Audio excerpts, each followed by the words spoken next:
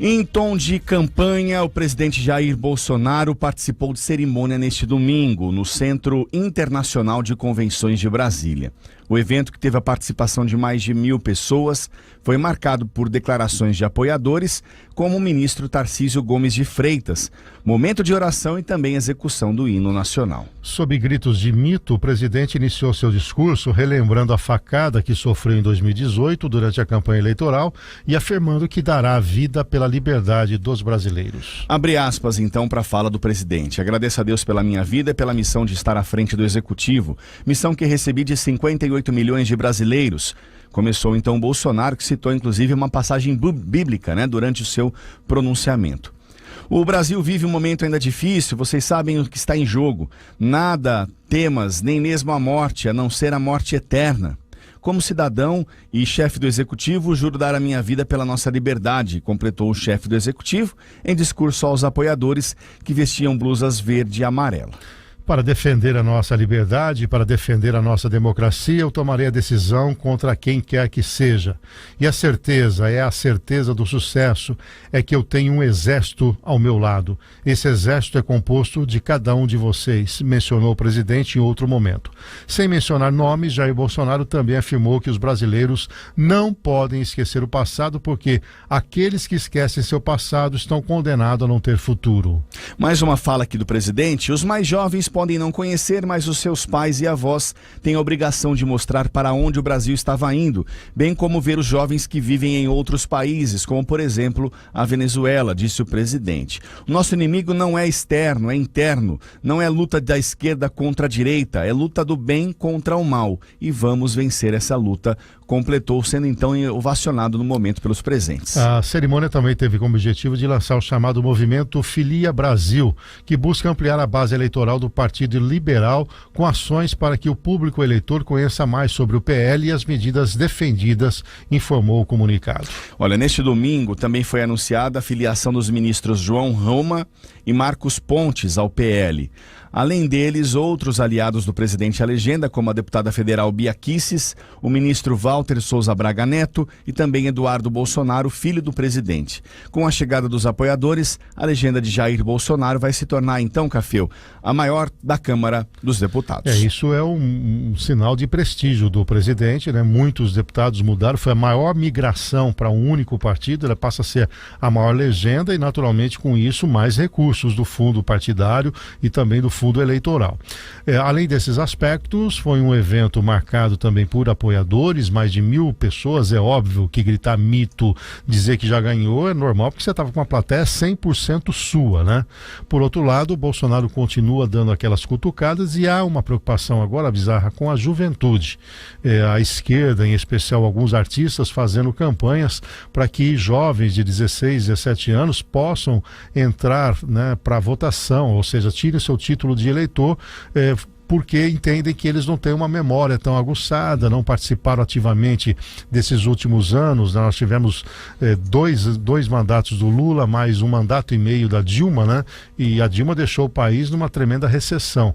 Mas quem não conhece essa história, ou ignorou, ou não tem quem fale, pode casar com um projeto daqui para frente achando que são todos mocinhos. Precisa aguçar o senso crítico. De qualquer maneira, são etapas de um processo eleitoral, lembrando que todos que quiserem concorrer esse ano e quiserem mudar de partido, a desincompatibilização é agora até o final desta semana. A partir de 2 de abril, quem mudou, mudou, quem não mudou, não mudou, mas o PL entra forte e vai usar da sua militância para tentar levar o Jair Bolsonaro ao segundo turno e, claro, à vitória. Muita coisa vai acontecer ainda, a polarização continua e nós queremos saber da sua opinião.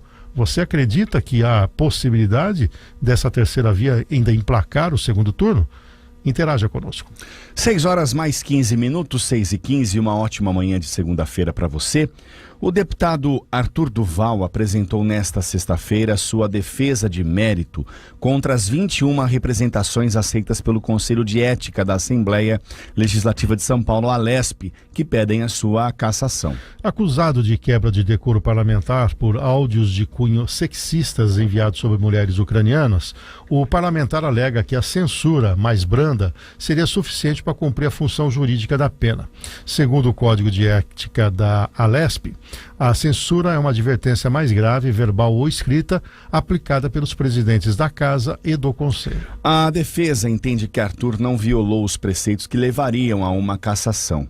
Ele afirma que o parlamentar não abusou das prerrogativas constitucionais, não houve vantagem indevida e prática de irregularidades. Também disse que as mensagens são repulsivas e repugnantes, mas não seriam graves, ao ponto de levar à perda do mandato. O advogado ainda retomou o caso do deputado Fernando Cury, flagrado apalpando os seios de uma deputada, a Isa Pena, do PSOL, no plenário da Alesp em dezembro de 2020 e recebeu uma pena de suspensão de mandato por 6 meses. Além de questionar o mérito, Paulo Bueno também retomou a defesa anterior, em que cita o Código Penal.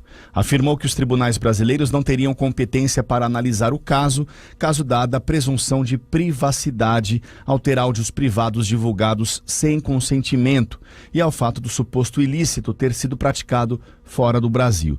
Para isso, equiparou a fala do parlamentar a um crime de opinião. 10 testemunhas foram apresentadas como prova oral a serem ouvidas pelo Conselho de Ética, entre elas a ex-namorada de Arthur, que terminou a relação após a divulgação dos áudios. Com a defesa protocolada, a deputada Maria Amari, do PSDB, presidente do Conselho, deve nomear o delegado, o deputado delegado Olim, do PP, como relator do processo. E ele terá 15 dias, então, para apresentar um relatório a ser votado no Conselho. Se aprovado, leva a questão a plenário. Para aprovar a cassação é necessário o apoio de 48 deputados, além do relatório favorável do Conselho, conforme foi demonstrado pelo jornal O Estado de São Paulo, a menos 40 parlamentares já pediram a cassação de Arthur Duval por meio de representações. Bom, aqui é uma tentativa de defesa, é óbvio, é uma linha, que os advogados vão tomar, tentando desqualificar a dimensão que teve. Nós entrevistamos aqui inúmeros deputados estaduais que dizem que dificilmente o Arthur Duval, mamãe falei, vai escapar dessa, a não ser que haja um corporativismo ou trabalhem com essa história da memória curta do brasileiro, Mas a sociedade, a imprensa vai acompanhar. O que ele fez foi extremamente grave e seria, diria, muito importante até para passar uma mensagem de seriedade, que a pena fosse a máxima. De qualquer maneira, em política tudo é possível. Veja o caso do Cury aí, que teve uma suspensão só de 180 dias, mesmo tendo sido filmado dentro de uma sessão apalpando o seio de uma parlamentar. Então, se mantiver a coerência, não vai condenar no extremo. Mas a sociedade, como eu disse, a opinião pública está atenta. É uma situação complicadíssima para uma mãe falei, que deve ter no extremo a perda do seu mandato. Agora 6 horas mais 18 minutos, 6h18, é o Céu Cidade 360, jornalismo em todos os ângulos. E uma foto publicada pelo prefeito de Centro Novo do Maranhão, o Júnior Garimpeiro, desmente a declaração do ministro da Educação, Milton Ribeiro, sobre encontros com pastores fora da agenda do MEC. Na imagem publicada em rede social e também para quem nos acompanha em áudio e vídeo pelas nossas redes sociais, é possível ver Ribeiro e o pastor Arilton Moura acusados de pedir propina para liberar dinheiro da pasta juntos numa reunião. Você está acompanhando aí uma mesa que tem 7 pessoas, O do centro aí, calvo e de bigode, é o Milton Ribeiro, e os pastores estão à sua volta, tendo uma conversa bastante descontraída. Percebe-se que tem comida também na mesa, refrigerantes, etc. Então isso, de certa maneira, o Bizarra coloca em xeque aquela colocação do Milton Ribeiro de que ele nunca tinha encontrado os pastores. E ao menos, viu, Cafeu, 2 encontros foram realizados num hotel de luxo em São Luís, capital do Maranhão. Uma outra reunião reservada foi realizada em Brasília, 5 dias após o garimpeiro deixar a prisão acusado de extração e venda ilegal de ouro. Jantamos com ministros e dialogamos mais uma vez sobre pautas que são direcionadas para a construção da nova educação do Centro Novo, escreveu o garimpeiro. Milton Ribeiro negou ter se encontrado com pastores fora da agenda do MEC. O ministro ainda afirmou ter avisado a controladora Controladoria-Geral da União sobre conversas estranhas em agosto do ano passado. No mesmo mês, entretanto, a pasta empenhou R$300 mil para o Centro Novo para a construção de uma creche. Ao todo, o MEC liberou R$3 milhões para o município para a conclusão da obra. Lembrando que na última quinta-feira o Bolsonaro disse que colocava a cara dele no fogo pelo seu parceiro, né, o ministro Milton Ribeiro. Milton Ribeiro vai depor também no Congresso Nacional e certamente essas imagens serão veiculadas e ele será questionado. A batata está ficando muito quente para o Milton Ribeiro. 6 horas mais 20 minutos, 6h20. Continuamos aqui com o nosso noticiário. Poucas horas depois da decisão do Tribunal Superior Eleitoral, TSE, um show na tarde deste domingo no festival Lollapalooza teve uma manifestação eleitoral da banda Fresno. No telão, a banda projetou Fora Bolsonaro e o vocalista Lucas Silveira também gritou o mesmo no microfone. Em seguida, o cantor Lulu Santos, que fez uma participação especial no show do Fresno, declarou: como disse a Carmen Lúcia, cala a boca, já morreu, quem manda na minha boca sou eu. E é o seguinte, como disse Carmen Lúcia, cala a boca, já morreu, quem manda na minha boca sou eu.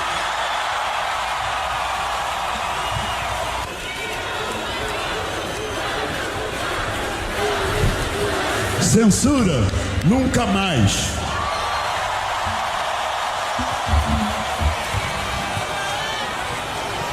Pra mim, fora Bolsonaro. E o presidente, basicamente, quer te exterminar.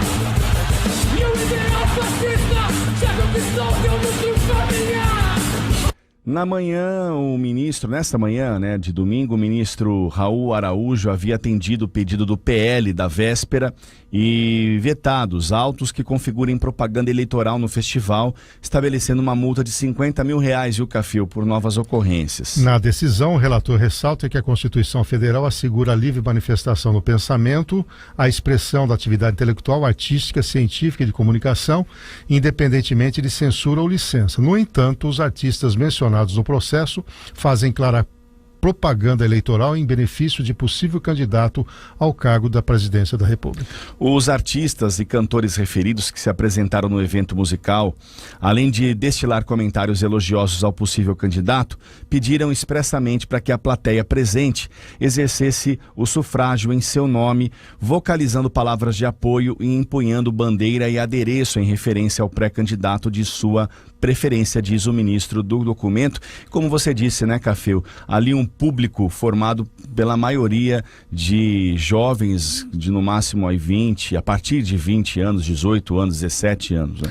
Eu acho que todo mundo está errado aqui, viu, o Bizarra. Primeiro, os artistas, né, que alguns deles, inclusive o Lulu Santos, mordia muito a Lei Rouanet, né, está muito contaminado pela Globo, que é contrário ao Bolsonaro. A classe política sempre foi essa esquerda gourmet, né? Elas vivem em torno do poder para ter uma vida muito boa, e tem, né? São artistas que exigem nos bastidores comida de primeira qualidade. O Lulu Santos, e entre outros artistas, troca de toalha a cada 2 minutos, tem que o hotel 15 estrelas, assim por diante. Só que no dia a dia, aqui na hora de colocar, eles são favoráveis a um país comunista, que todo mundo tenha igualdade e oportunidades, etc. Só que são o que eu coloquei, a esquerda gourmet, né? Quer dizer, come o caviar e deixa o pé de frango para a população. E é assim que acontece nos países que têm um regime comunista ou socialista, né? O partidão tudo pode e a população que se lasque.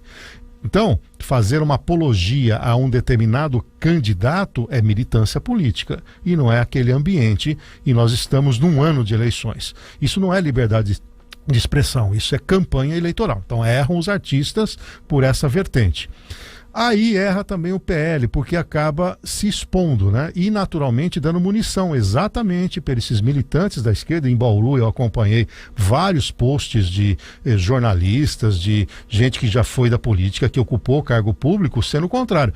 Esses que não se manifestaram quando o Alckmin se aproxima de Lula, né, e diz que vai voltar à cena do crime. Aí não tem manifestação. Então também é militância dessas pessoas. Então o PL poderia ter tirado isso de letra, deixa esse fato ficar marcado só naquele local e não dá essa evidência que foi dada.